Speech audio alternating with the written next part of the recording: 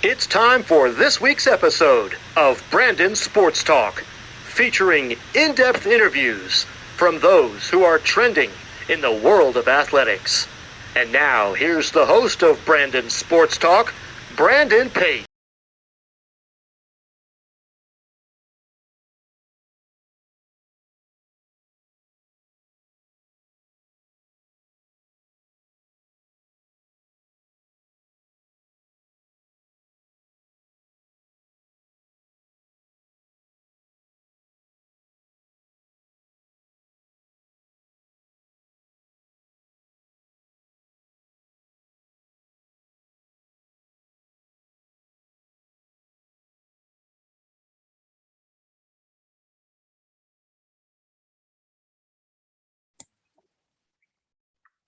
Welcome back to Brandon Sports Talk. In today's episode, I have the privilege to interview Naya Tapper, the U.S. rugby professional rugby player. How are you doing today? I'm great. Thank you so much for having me. Thank you. Can you talk about how you knew that you wanted to play professional rugby? I don't think I knew until I was maybe 20 years old, my junior year of college. And I had been playing rugby so far for the past 3 years of college and had been to a professional camp and was aware that there was a professional league for rugby in the US.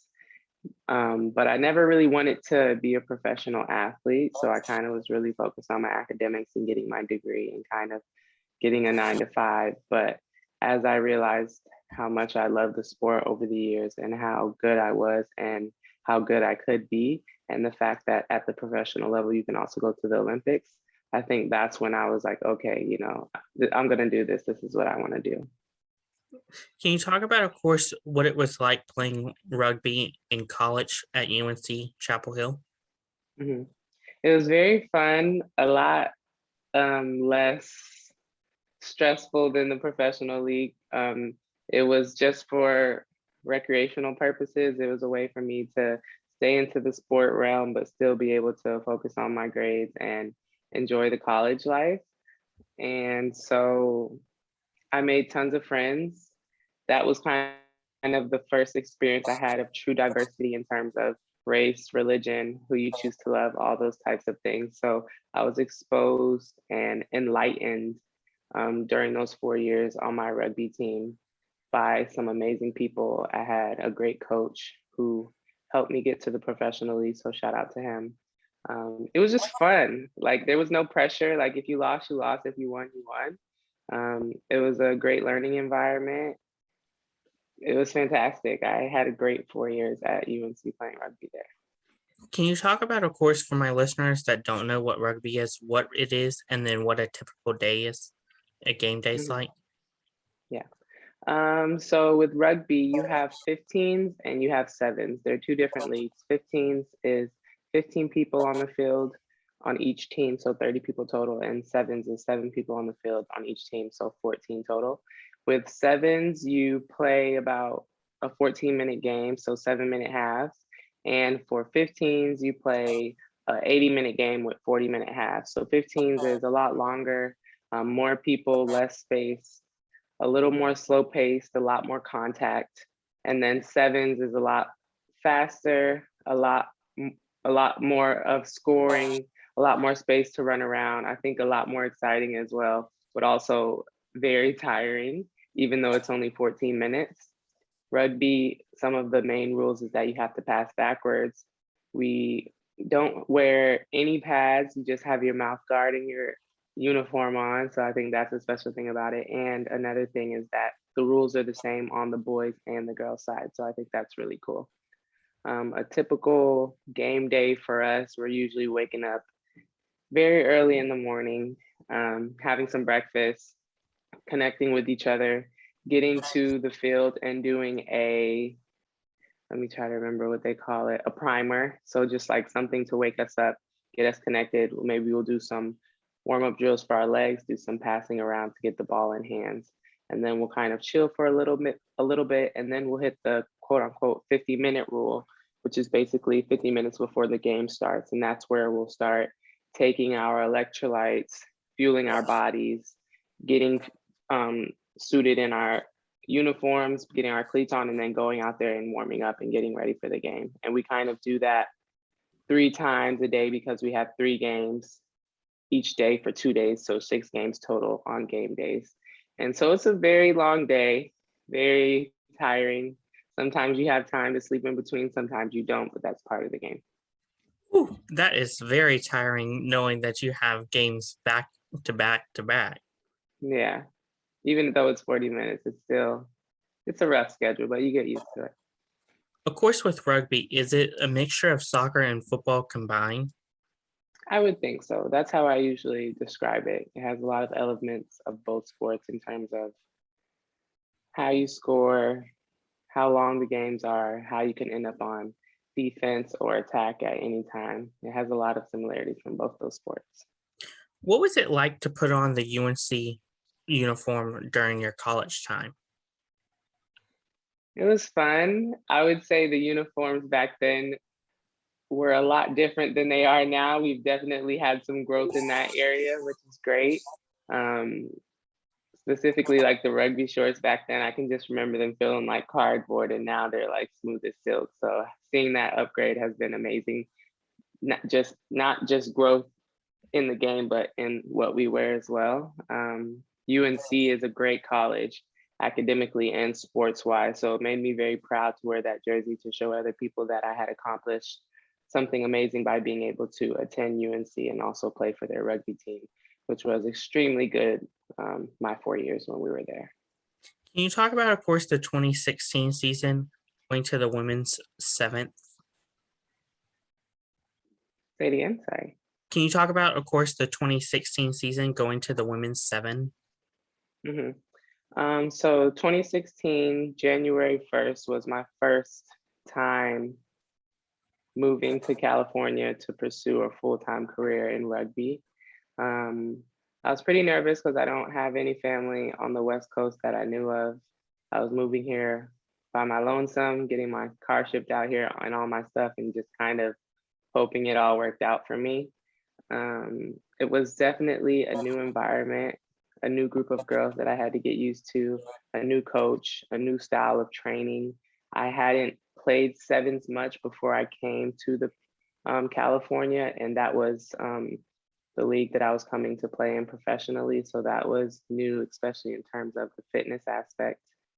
And just trying to acclimate to living a life in California, because I always dreamed about living in California. So finally being able to move here, it just seemed unreal. And I never planned, as I said, to be a professional athlete. So that seemed unreal as well. But I was here and ready to go for it. Our coach at the moment her name was Jules. And she took me on my first tournament to Sao Paulo, Brazil.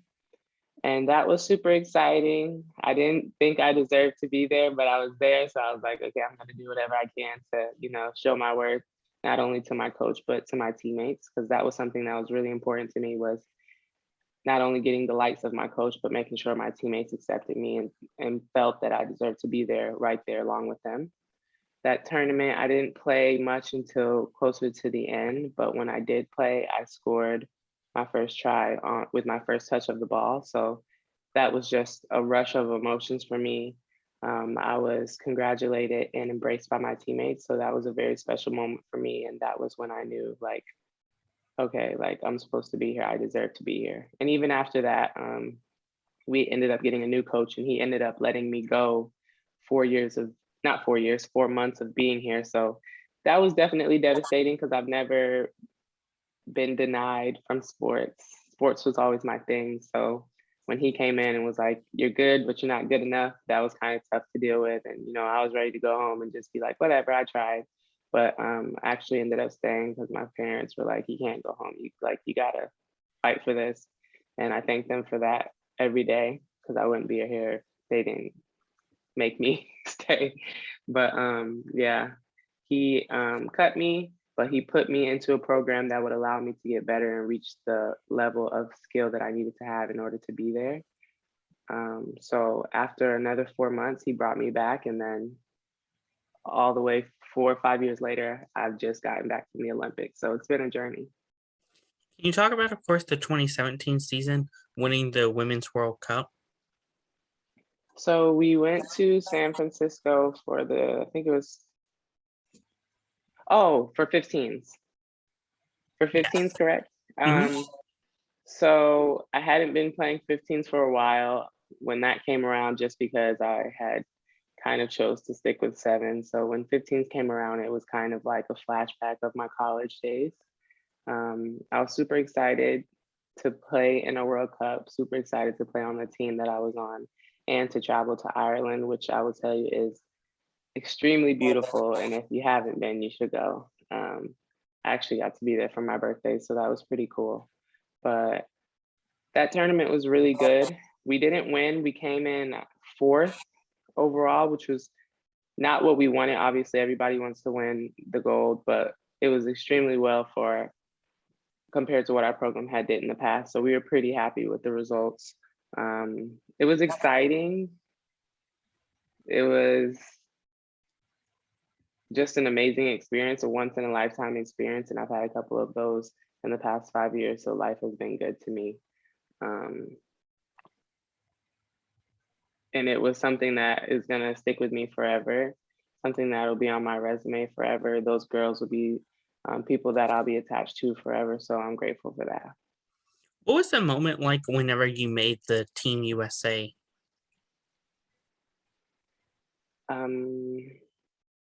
I was shocked and surprised and just unsure of what was going to come about in the next following years.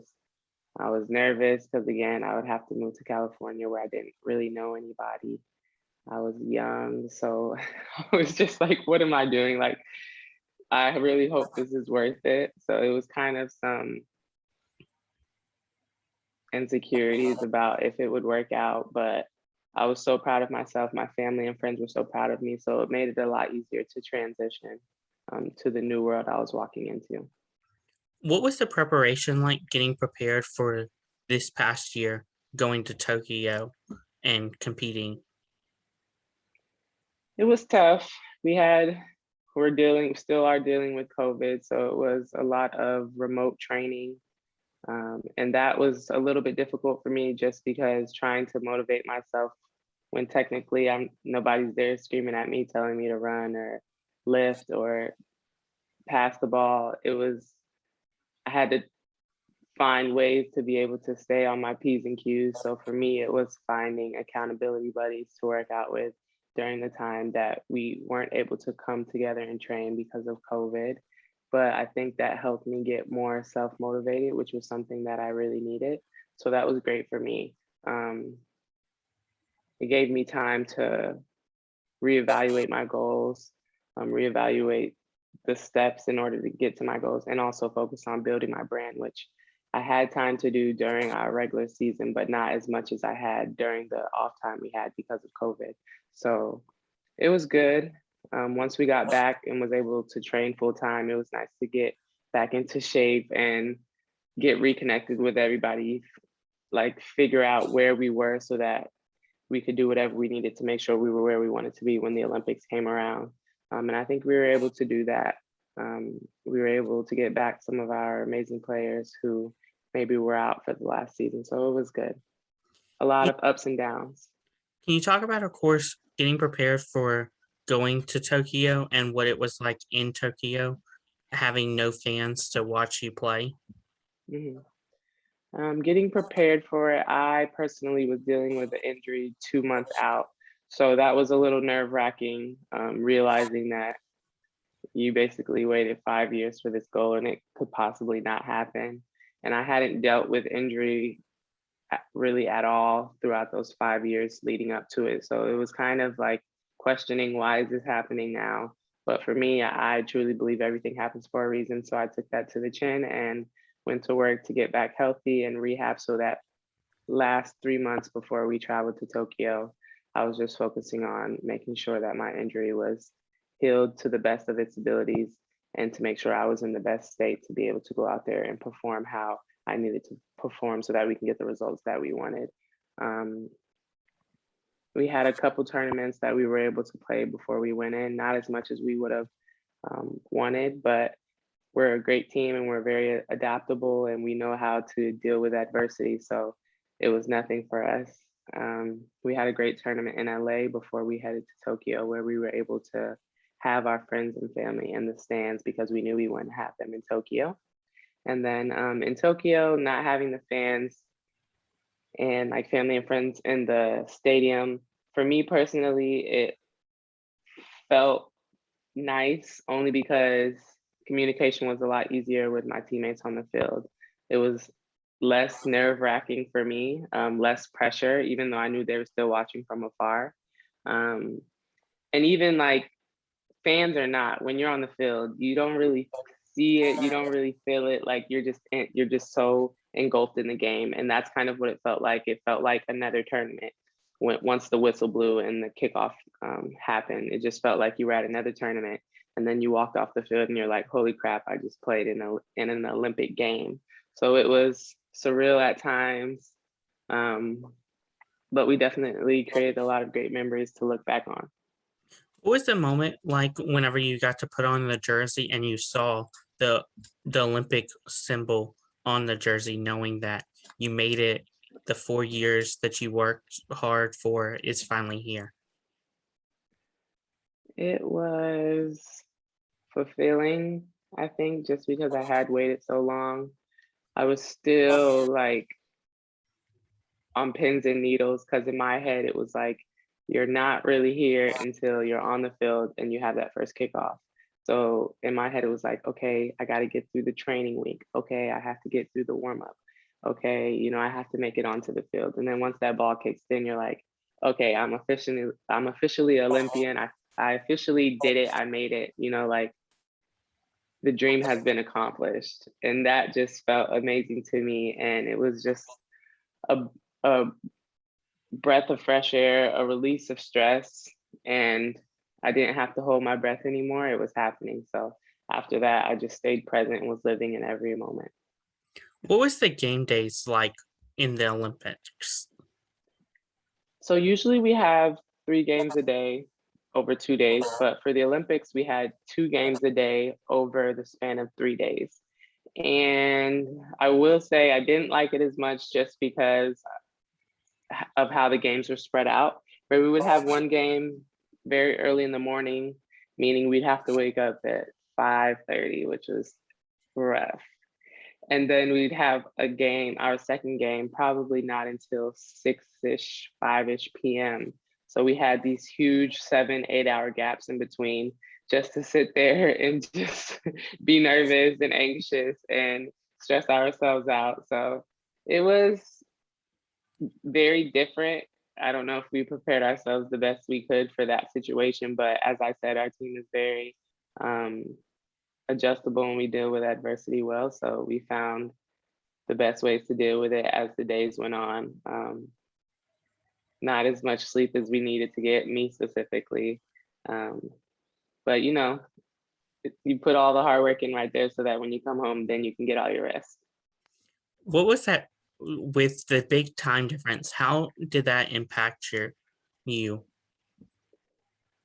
Personally, I acclimate to different time zones pretty well, so I didn't have too bad of an issue. I have no issue falling asleep. So once it was time to go to bed, whether I had slept on the plane for hours and hours or not, I was ready to go to sleep. So that first night, I slept pretty well, and then after that, I was pretty acclimated to the time zone. What are some of your rituals that you have during your games back in college, professional, and when you were with the Olympics? I love listening to music. I think that calms me. It makes me excited as well in a calm way. It makes me eager to go out there and kick butt. Another thing I do, always having my chapstick on me. Like I'm a big chapstick fanatic. So making sure that I have that handy for whenever I need it. Eating good food, I think that's really important, refueling your body so that you have the energy to play to the best of your ability. But I think the main ritual is just the music. I've created a playlist so that when I'm ready to get into the zone, I have it right there and handy for me. What were some of your fondest memories and moments that you remember from the Olympics? One of the memories that I remember the most is our last day there before we were leaving the next morning, and just spending time with my teammates and our staff for the last time as that team. We reminisced a lot. We enjoyed each other's presence, and it just brought back so many memories from the last 5 years that I never thought about or had forgotten about. So it was very emotional, um, and sad and happy combined. And it was also just a realization like, dang, that past week and a half of being at the Olympics went by so fast, and I'm already getting ready to go home. Did I miss out on something? Did I forget to do something at the village? Just that kind of thought process. But I was just really proud of us as a group because we worked really hard to build the team that we have. So it was just kind of a reminder to always stay present in everything you do because life does go really fast. What was the moment like whenever you were in the award ceremony and getting, of course, the silver medal? At the Olympics, Mm-hmm. we actually got sixth place out of 12. I would have loved to have gotten the silver medal. But yeah, it was tough because, as I said, everybody wants to go out there and win gold, and that wasn't the case for us, but that's okay. That's sports, that's life. We were obviously pretty sad, and not happy with the results, but you play how you play and you get the results you get. And it is kind of what it is at that point. But I think we've had so much growth over the years in every aspect of our game on and off the field. So I think that was something that we had to be very proud of. What are some of your future plans in your professional playing career? And do you plan on the next 4 years going back to the Olympics? I definitely plan on going back in 2024. We actually have 3 years now since we got a little head start. So I think I can make it until then. I want to play as long as I can, but um, I will say any sport is, it has its stresses. So making sure that I still love it then, as long as that's the case, I'll never stop playing. Um, so for that case, I just will continue training, continue building my brand, continue networking so that when I do decide to retire, I'm in a good spot. I have a plan. So yeah, I think that's the goal, is just to keep on playing, get ready for the Sevens World Cup, the Pan Ams, and the Olympics all over again. Can you talk about, of course, the process of building your brand? Yes. So I think I started building my brand about 4 years ago, and mainly because I've seen the effect that social media had on people, the impact of how many people you could reach around the world. And knowing that with that impact, I could expose and make people aware of the sport of rugby in the women's realm, I thought that was very cool. So that was kind of my goal, is how do I make the world know that rugby exists, specifically for women? And how do I get more women to come and play the sport? How do I grow the sport that gave so much to me and allowed me to grow in such tremendous ways? So I just kind of took it one step at a time in terms of getting an agent, finding out how to make t-shirts, figuring out what I wanted my brand logo to look like, what I wanted the meaning of my brand to have behind it, and the inspiration that I wanted it to give people that came across it. It's been a long journey. I've grown a lot in the business area because of it. So yeah, I have a YouTube channel, I have a website, I have a podcast, I have t-shirts. I had a rugby camp. I do a lot of coaching. So the resume is definitely building, and I would recommend anybody listening to this, if you have any type of business, whether it's a store or it's yourself as an individual, sell it, sell it, sell it, because people are always looking for something to watch, something to buy, something to be influenced by. And if you can become financially stable because you create a brand for yourself or your business, why not do it? Like, this is the time to do it. So if you're not on social media, you're not promoting yourself or your business, start today. What advice would you give college players looking to play rugby? Learn as many skills as you can, perfect the skills that you're already good at. I think creating yourself to be a whole player will make you undeniable to any coach. So being able to be very fit, being able to pass the ball, being able to run, being able to tackle, to defend well, to being able to communicate is really important. I would also say make sure you work on yourself as an individual mentally. How you interact with people is very important. It has a big effect on how your team will operate. So if you make sure that you're a good blueberry and that you're keeping all your ducks in order, I promise you it'll happen in the same manner and way for the people around you on your team. So take care of yourself and take care of your teammates. What advice would you give future current players playing professional rugby and players that are college players going into professional playing rugby? Just have an open mind, have an adaptable mind. You will come across situations that you may not know what to do. You will come across situations that may not make sense. But at the end of the day, as I said, everything happens for a reason. So trust that, believe in that, buy into whatever situation you're in so that you can have no regrets if it doesn't work or if it does work.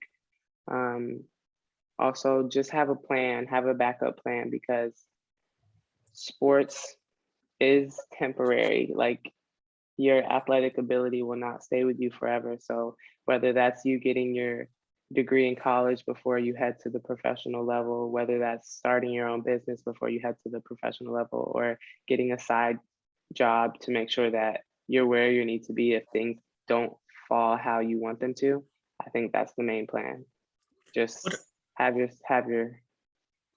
something set so that if it doesn't go as planned, you'll be okay. That's great advice.